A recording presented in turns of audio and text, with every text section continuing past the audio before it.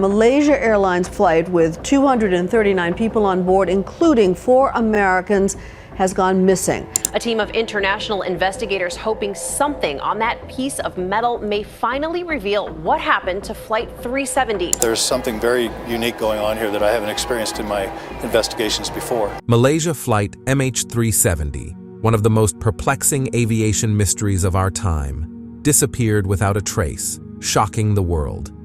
Investigators have tirelessly searched the ocean depths and analyzed every piece of evidence in their quest to uncover the truth behind this enigmatic vanishing. However, what if the answers we seek are buried within a multitude of new discoveries and cutting-edge theories? Today, we embark on an intriguing journey, revealing groundbreaking findings and mind-bending theories that may shed light on the dark secrets of the Malaysia Flight MH370 tragedy. This ill-fated flight, commonly referred to as MH370, was an international passenger flight operated by Malaysian Airlines. It was destined for Beijing, the vibrant capital of China, carrying over 200 passengers who were either returning to their homeland or venturing into a new and exciting foreign land. Specifically, the flight carried 227 passengers from 14 different countries and 12 Malaysian crew members, representing a diverse group of individuals traveling across vast oceans and lands. On March 8, 2014, MH370 departed from Kuala Lumpur International Airport. On the stroke of midnight, in Malaysia's bustling capital city, a routine flight was about to take off. The destination was Beijing, a journey of approximately 5,570 kilometers that was expected to take around 5 hours and 34 minutes. This flight unexpectedly gained worldwide attention. The pilots, Captain Zaharie Ahmed Shah and First Officer Farik Abdul Hamid, were in control of the advanced Boeing 737-200ER aircraft, renowned for its safety and advanced technology, often chosen by airlines for long-haul flights. As the passengers settled in, MH370 ascended into the night sky from Kuala Lumpur to Beijing on March 8, 2014. However, during this scheduled journey, the aircraft vanished from radar screens, leaving behind a perplexing mystery. Inside the cockpit, Captain Zaharie and First Officer Farik were experienced professionals responsible for the safety of their passengers. At approximately 1:01 Malaysian Standard Time, while flying at an altitude of 35,000 feet, the aircraft transmitted its regular half-hourly data report through the Aircraft Communications Addressing and Reporting System, ACARS. The report indicated that everything was normal, with no signs of trouble on board. Around 1:07 a.m., the aircraft disappeared. The ACARS sent its final message, stating that all systems were functioning normally. We were expecting an update at 1:37 a.m., but unfortunately, it never came.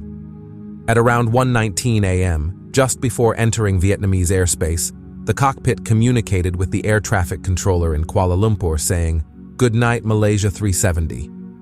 This phrase was a routine handover from one control center to another, but this time, we never received the expected communication from the new center.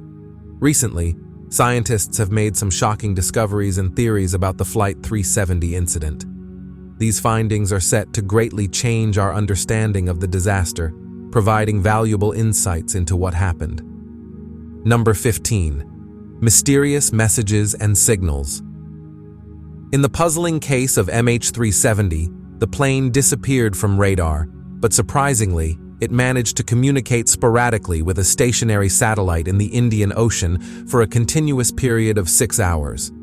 This satellite belonged to a company called Inmarsat, which is based in London.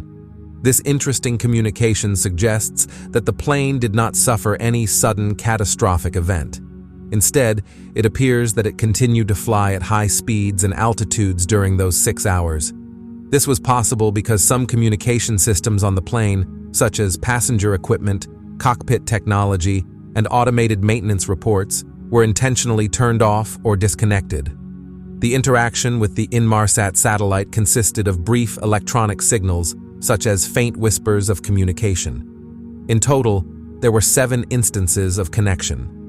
2 were initiated by the plane itself, while 5 were initiated by the Inmarsat ground station. Additionally, 2 satellite phone calls were made, but unfortunately, there was no response from the other side.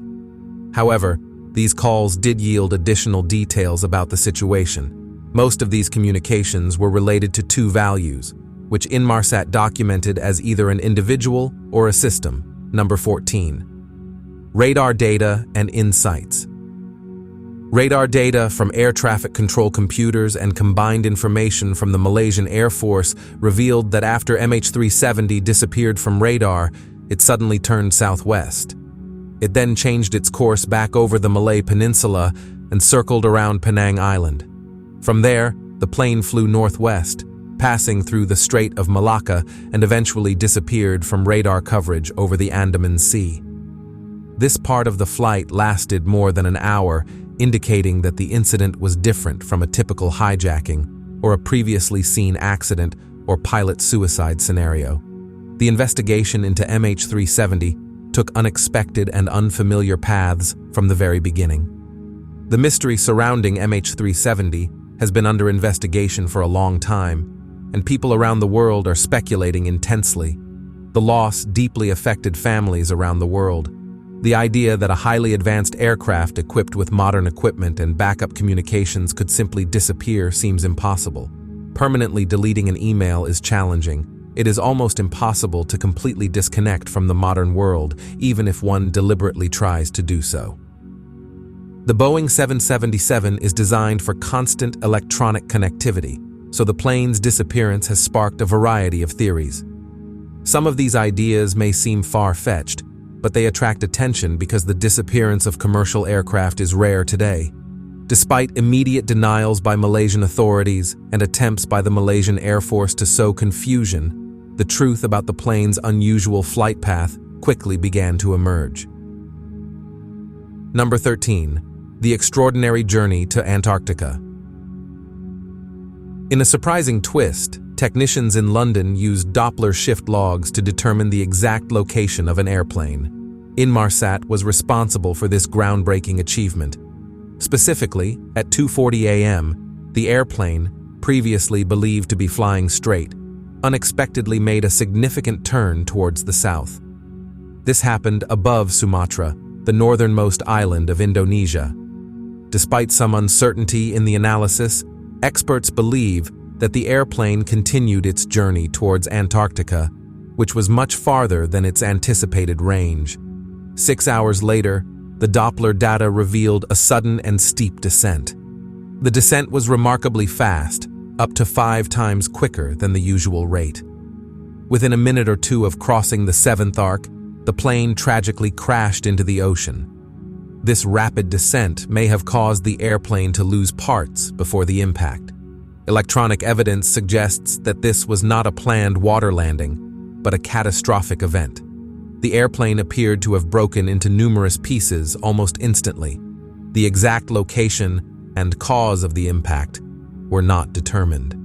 The satellite interpretations did not have enough physical evidence to support them, so the mystery remained unsolved. Number 12. The Doppler value. The technical analysis shows that the plane likely turned southward. This conclusion is strongly supported by the second recorded value from Inmarsat, known as the Doppler value. This value is important because it measures how the plane's frequency changes as it moves quickly relative to the satellite's position. It's a normal method for airplanes to communicate with satellites during flights to ensure smooth communication. The airplane systems anticipate and account for these frequency changes. However, the adjustments may not be entirely accurate due to potential discrepancies in signals sent by older satellites. Other factors, such as the satellite's orbit tilt and temperature, can also affect the signals they transmit, which can be observed in the data. Number 11. The quest for the hidden black boxes. Satellite data revealed something astonishing. The plane appeared to have continued flying for several hours, even after losing communication. Eventually, Malaysian officials admitted that this information was indeed accurate. The Malaysian government, known for its secretive and untrustworthy behavior during the investigation, raised suspicions especially given the corruption allegations surrounding the government in the region. This created chaos for accident investigators from Europe, Australia, and the United States. They faced obstacles due to withheld information and initial misguided search efforts in the South China Sea. As a result, no floating debris was found, which could have helped determine the general location of the plane and potentially led to the recovery of its black boxes if the Malaysians had been transparent from the beginning. The search for these black boxes eventually led to a remote part of the ocean. However, the ocean itself is vast.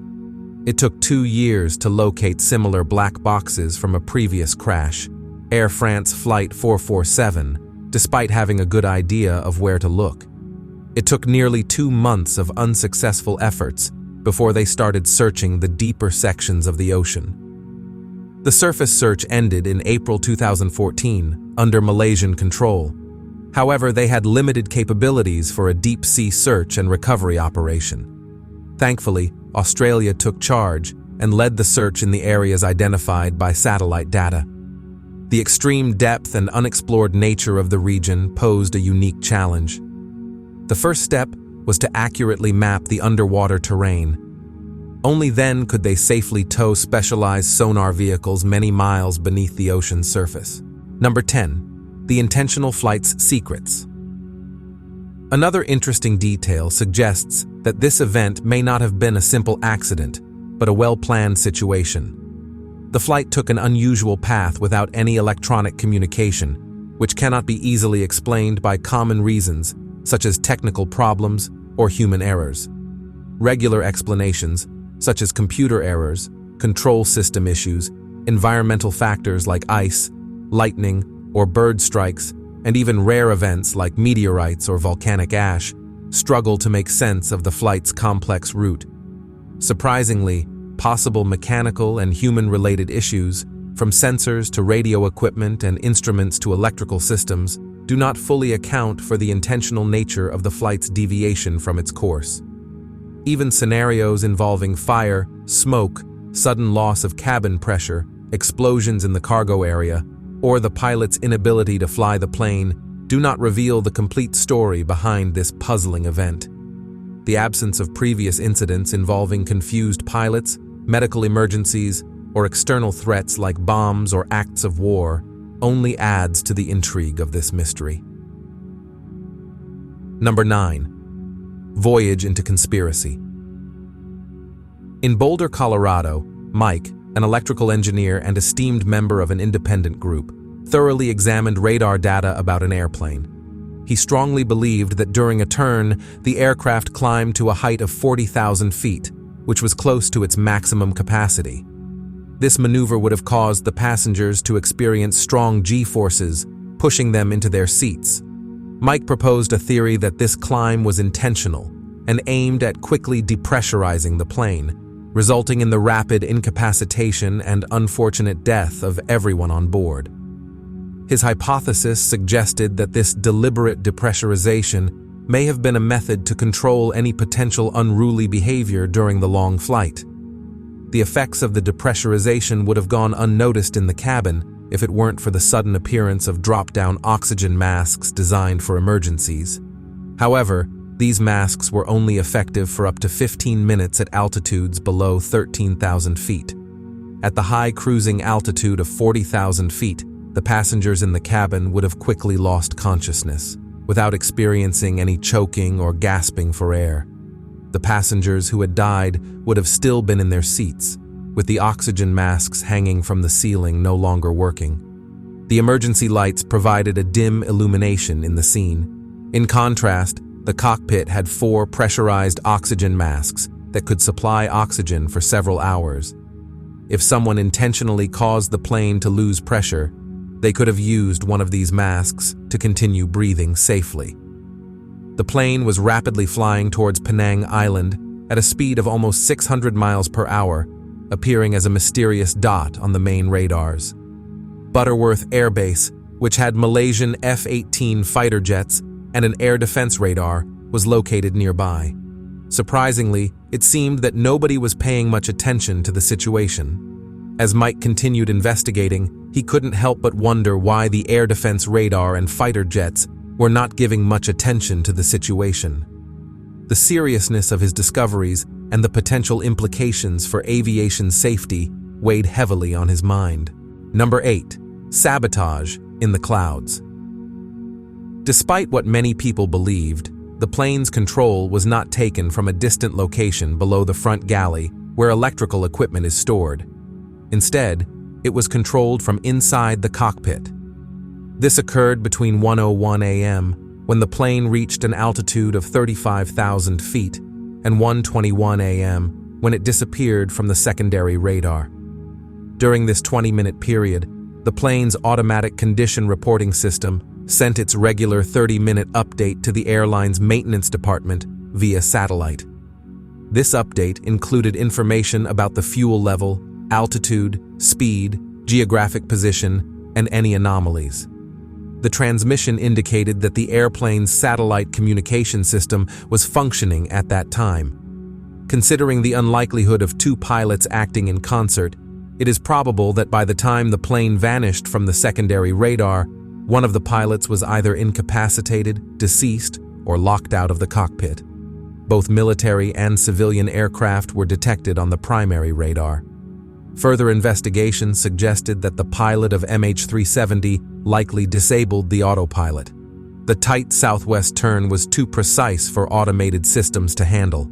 Moreover, it seems that the person in control deliberately depressurized the plane and shut down a significant part, if not all, of the electrical system at the same time. The reason behind these actions is still unclear, but they unintentionally caused a temporary disruption in the satellite link.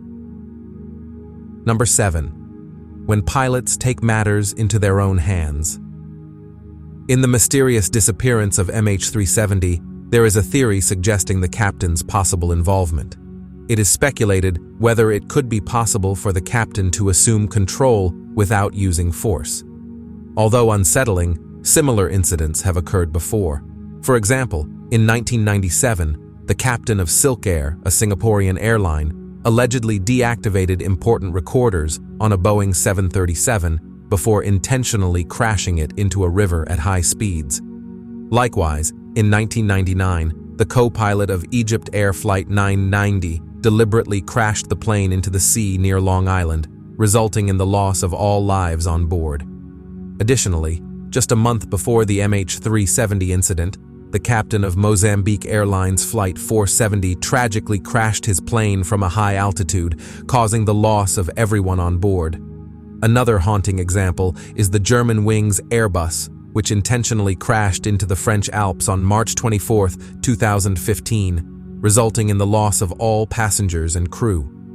In this case, the co-pilot, Andreas Lubitz, locked the pilot out of the cockpit while he went to the bathroom.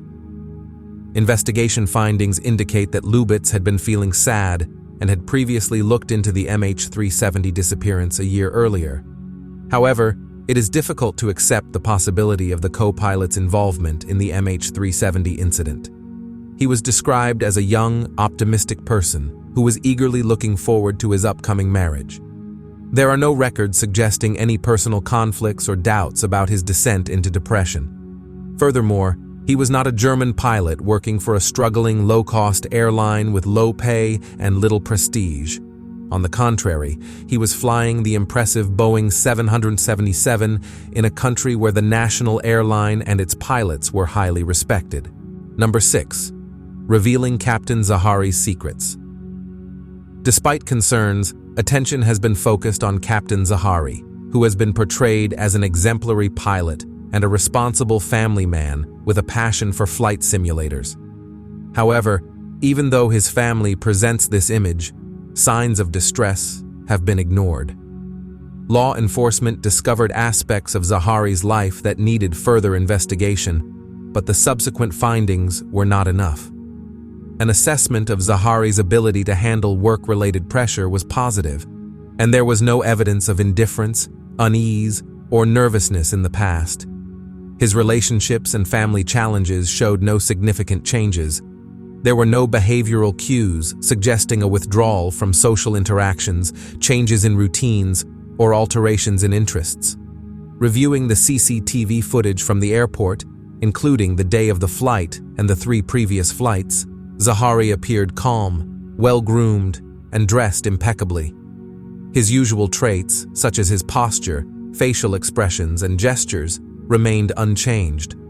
The official report suggests that there were inconsistencies and disconnects with what was previously known about Zahari.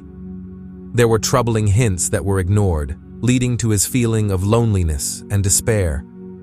When his wife left him, he became isolated and spent long hours alone, eagerly waiting for time to pass between flights. He developed feelings for a married woman and also became fixated on 2 young models he found on social media. However, his attempts to connect with them went unanswered, and some of his remarks crossed boundaries. Zahari's life changed drastically, distancing him from the once stable and secure life he had. His excessive use of social media may have worsened his isolation, leading experts to believe he was clinically depressed. An interesting discovery was made when the FBI examined his flight simulator and found a flight path similar to that of MH370. Surprisingly, Malaysian investigators did not give much importance to this evidence and its potential implications. A deeper understanding of Captain Zahari's situation becomes apparent when considering these complex details. It suggests that he is facing multiple challenges that go beyond what is publicly known about him. Number 5. The Path of Clues. Victor Ianello, a creative entrepreneur from Roanoke, Virginia, is well known for his involvement in an independent group. He has been extensively studying simulated flights, with a particular focus on the flight of Malaysian Airlines MH370. Surprisingly, Malaysian investigators did not pay attention to this matter. Ianello finds it intriguing how the pilot, Zahari, handled the flight's path on the simulator. Instead of treating it as one continuous flight, Zahari chose to move it forward in stages, manually adjusting fuel and making jumps until the aircraft mysteriously disappeared from the simulation. Ianello firmly believes that Zahari plays a significant role in the chain of events that unfolded. It is worth noting that Zahari had no technical requirements to use a consumer-grade Microsoft game-like simulator for this purpose. This has raised suspicions for Ianello, leading him to propose a unique hypothesis. The simulator flight might have served as Zahari's unconventional way of bidding farewell, similar to leaving a trail of breadcrumbs behind. While the exact reasons for Zahari's actions are still unknown, it would be unwise to dismiss the simulator flight as a mere coincidence without further understanding. According to Ianello, this unconventional simulator flight is significant in uncovering the complex story behind MH370's mysterious disappearance. Essentially, it provides insight into Zahari's possible mindset and his involvement in the events that led to this puzzling incident. Number 4. The Cyber Conspiracy. Esteemed historian Norman Davis presents another closely related theory on this matter. He suggests that the flight could have been remotely hacked and redirected to a hidden location. According to Davis, cyber experts may have exploited technology designed to prevent a recurrence of the 9/11 terror attacks. This technology allowed for ground control of planes.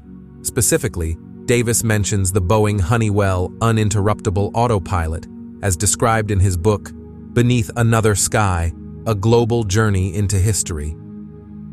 The existence of this technology opens up the possibility of a disturbing scenario. Davis believes that the plane may have been carrying sensitive materials or personnel destined for Beijing, making it a target for not 1, but 2 kidnapping attempts. Since definitive answers have not yet been provided, Davis considers it reasonable to engage in speculation on the matter. According to Davis, the sequence of events might have involved the plane initially being hijacked remotely by a hacker with the intention of diverting it to the U.S. naval base in Diego Garcia, located in the Indian Ocean. It is possible that someone else, such as a hacker or remote controller, could have gained control of the plane to stop it from reaching its intended destination. Number 3. the mysterious MH370 crash site in the jungle. In September 2019, during the search for the missing MH370 airplane, a British video producer named Ian Wilson had an interesting idea. He believed that the plane might have crashed in a remote jungle, making it hard to locate using satellite maps. Ian focused on rainforests in Southeast Asia and stumbled upon something resembling an airplane deep in the Cambodian jungle, about 60 miles west of Phnom Penh. The images showed the plane seemingly wedged against a mountain at an angle. While some airplane parts from MH370 were found in the Indian Ocean, only a few were confirmed to belong to the missing aircraft. This led to doubts about the theory of an ocean crash. Undeterred, Ian, along with his brother Jackie, decided to explore their discovery by venturing into the jungle. However, they encountered challenges along the way, and their guides had to turn back due to treacherous terrain. Nevertheless, the brothers remained firm in their belief about the finding. Aviation expert Lieutenant Tim McMillan noted that the object did resemble an airplane, but it seemed too small to be a Boeing 777. The experts confirmed that the wreckage did not belong to MH370, but rather to a different plane. However, Ian and Jackie remain confident in their discovery and plan to try again once they have enough funds for further exploration. Number 2. Secret passengers and enigmatic cargo. Amidst the investigations, there is another intriguing notion that suggests a passenger may have hijacked the aircraft and slipped on board unnoticed. This concept gained traction as investigators looked into the flight's disappearance. Their scrutiny revealed a puzzling addition to the flight list: a mysterious cargo weighing 14 stone, equivalent to a hefty 196 pounds. Mr. Jaslin, who had a personal stake with his wife and children on board, disclosed that French investigators shared this startling cargo revelation in a comprehensive report that covered passengers and their belongings, adding another layer to the puzzle. Mr. Waterloo, who believes in intentional tampering, mentioned the French newspaper La Parisienne's disclosure of an overloaded container on the flight. However, the reasons behind this perplexing occurrence remain unclear. Further unraveling the mystery, it was discovered that an unattributed load of 89 kilograms was secretly added to the flight list after takeoff. Notably, the container, for unknown reasons, exceeded the permissible weight limits. The motives behind these actions are still ambiguous. The situation continues to puzzle us, whether due to incompetence or manipulation. It creates uncertainty and raises many questions for Malaysians as the inquiries progress. Aviation security expert Tim Termini supports the idea of a hijacking, suggesting that there is substantial evidence to support this possibility. There are 4 possible scenarios within this framework. The hijacking could have been carried out by a crew member, a passenger, an unusual stowaway, or even through the remote takeover of the aircraft's electrical systems. However, Philip Baum, a prominent figure in aviation security, advises caution and highlights the officials' reluctance to consider the possibility of a stowaway. Number 1. Errant missiles or miscommunication. Another line of thought suggests that the plane may have been shot down during a joint military training exercise between Thailand and the US in the South China Sea, which happened at the same time as the plane's disappearance. It is believed that miscommunication, technical issues, or human error could have led to this unfortunate event. Mark Teagan, a former French airline director, claimed to have seen satellite images of unidentified aircraft in the area when MH370 vanished. He also reported receiving threats to abandon this theory, suggesting a case of mistaken identity. Another possibility is that MH370 was mistakenly targeted by a country's military, thinking it was a hostile or suspicious aircraft. This confusion may have occurred due to the plane deviating from its intended path, losing communication, or resembling another aircraft. Nigel Cawthorne, a British author, even speculated that US and Thai fighters might have taken down MH370 out of concern that it was heading towards their military base in Diego Garcia, Indian Ocean.